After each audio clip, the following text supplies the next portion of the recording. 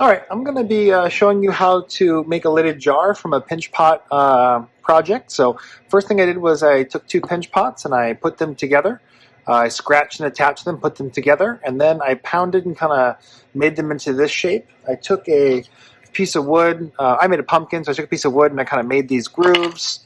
Did the same thing on the bottom and on the top. I added a little stem. And now I'm going to turn this into a jar. A few little things about jars in general. Um, when you make a jar, you really want to try to make the lid fit one way and kind of make a locking lid. Otherwise, they don't fit as well. When you make a locking lid, you can imagine I cut a line all the way around here, like that. And then I could pull that off and make a lid, but then it will slide around and it won't fit very well. So when you make a lid, to make it lock in a place or two, you can make little grooves like this. And then what will happen is when it fits in that groove, it'll kind of stick in place and hold it there. And if you make at least 3 of these, your lid will fit really well and it'll kind of lock in place to make a little jar. Now, there are a couple shapes that don't work. You don't want to do... V's are okay, but it's better if you make them really wide, like a wide V, like that. That works okay. The pointier they are, the more they're likely they are to break off. So you could make wide V's, but don't make something that's really deep and pointy like that, all the way down to here, because this part is very likely to break off, or it sometimes connects here, or this chips. So I wouldn't make that a V. And then the other shape that you don't want to make is any shape. You could do a wavy line, which would work. You don't want to make a shape that gets wider at the bottom. If you make a shape like this for your key, for your lid, when you try to pull it out, right here, like this part here, can't fit through this part here, so it won't pull out. There is a way to make lids when you make like 2 of these. You make one here, and you make one on the other side, and the lid actually slides on and off, and it's a locking lid. So you can make a locking jar. I wouldn't do that on any other shape. I wouldn't do that on a complex shape like this because it's very difficult. If you have like a square, like a box, that would totally be fine. Or if you had like a cylinder, you could make a locking lid if you want. But I would recommend 3 keys. And I think the key that works best is just a little semicircle like this. I think that key works best. So the first thing I'm going to do is I'm going to go around this, and I'm going to pick which ones I'm going to have my keys on here. And because I have 6 lobes to my pumpkin, I'll put 1, then skip 1, then 1, then skip 1, then 1, then skip 1. So I'll have 3 keys alternating the lobes. And what I'm going to do then, I'm just going to trace the line that I want my lid to be. I want the lid to be big enough where I can go inside the pumpkin, but I don't want to put it too low because I still want it to be able to hold some stuff. So this is a pretty generous place. I'm going to go around here. Okay, so now I have a traced out design. I'm using an X-Acto knife here, and my X-Acto knife, I kind of ground it down a little bit. It's not sharp, it's just a thin piece of metal. So this isn't a sharp knife, it just needs to be as thin of a piece of metal as possible. My piece right here is perfectly leather hard. This is actually better if you cut the lid when it's a little softer. When it's this hard, it is kind of hard to kind of force the knife through.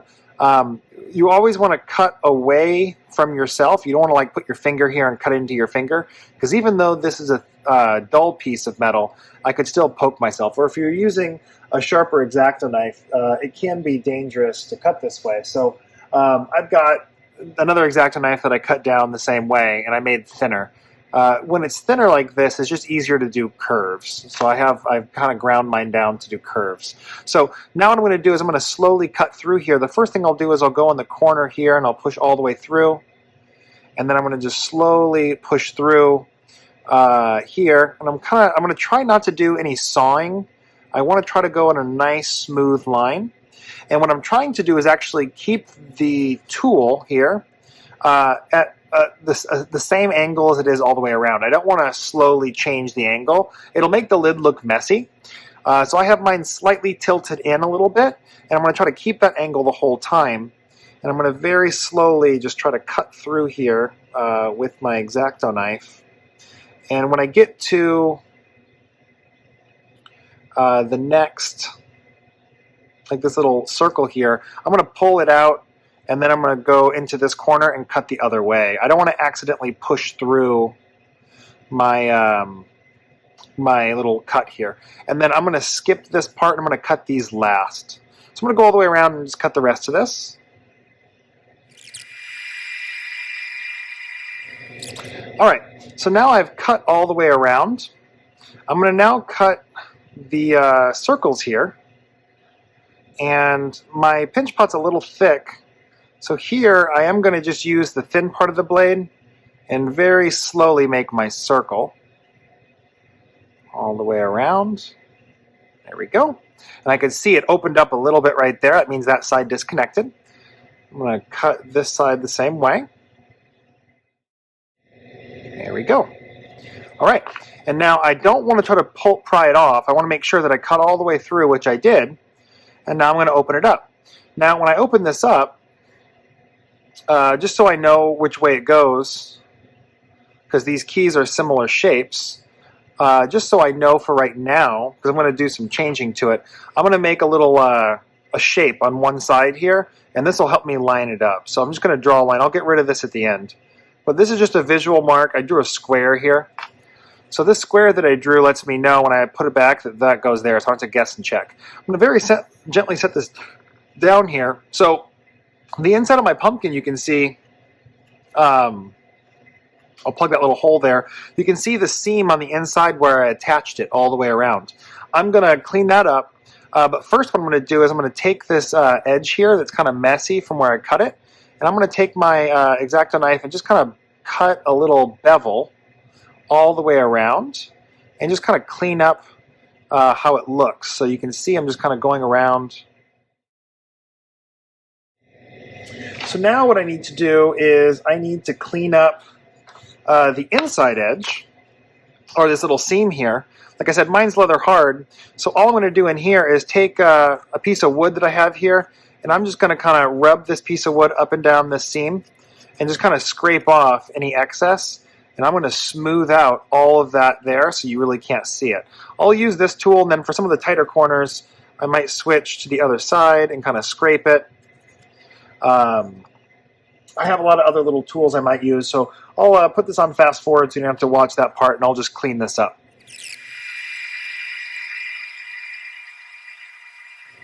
All right, so I've got the inside cleaned up pretty well. I can go back and take a little bit of water on my fingers and maybe just kind of rub some water into these creases here just to smooth out the surface, but I scraped it down pretty well.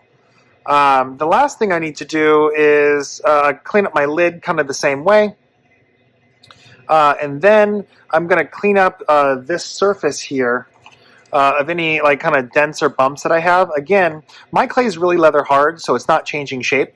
If you can squeeze your clay and change its shape, you shouldn't have cut it open yet. You really do want it to be leather hard when you cut it open, or if you cut it and leave it until it gets leather hard, because what I'm doing now, cleaning all this up, if I alter this shape, my lid won't fit anymore. So I really do want this to be rigid, leather hard.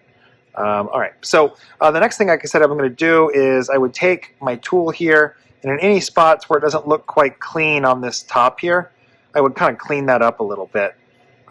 Just to try to make it look a little smoother. I kept my tool pretty level the whole time. I didn't gouge it too much, so it looks pretty level. Okay.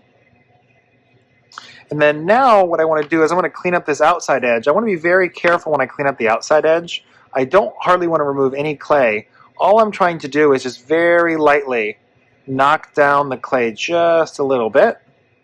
And this will make it just be a little cleaner when it opens. I haven't cleaned up these crevices yet. I'll do those last. What I'm doing here is I'm just making sure that this edge here is nice and smooth. I could even take, like this is just a rock. I could take a rock and just kind of rub it on that edge there. This is like a polished rock, like a river stone or something. Something smooth and hard. The back of a metal spoon or something metal would work really well. What I'm trying to do is clean up this edge without removing hardly any clay. Because if I... Okay. All right, so it'll be the exact same process as before. I'm going to go through here and first clean up this inside edge here by lightly beveling it, by removing this jagged edge all the way around.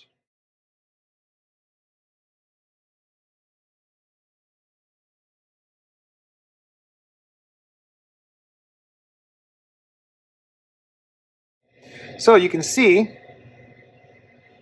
that that is my pumpkin's attachment. Now if there's any spots you can see like a little gap there, I could add some clay there. I'm going to just kind of push down a little bit on it and see if I can make it fit. My clay is still soft enough where I can move it a little bit.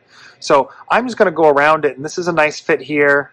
That's a nice fit there. I can see a little gap there, so I'm going to try to push down a little bit and just try to make that gap look a little cleaner. I might have slightly warped it when I was working on it, and that made that shape. So you can see it has a nice clean lid, and then I push down a little bit, so it's going to come off.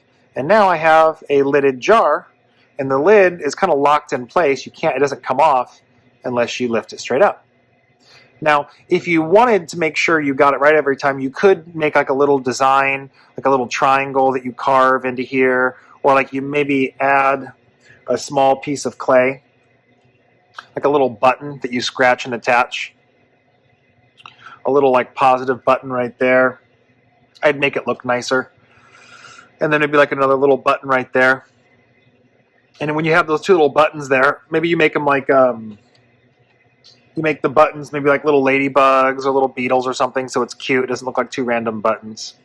But if you put like two little buttons there, then it'll be really easy to line up, because you'll know that when you want to put your lid on, it goes where those buttons line up. And that's a really easy way. Sometimes with these lids, it gets frustrating if you had this at home and you were using it, let's say, on your counter. This would be a great little lid for like salt that you throw like on your food or something, a little salt pinch. It just would be, you don't want to keep fiddling with it.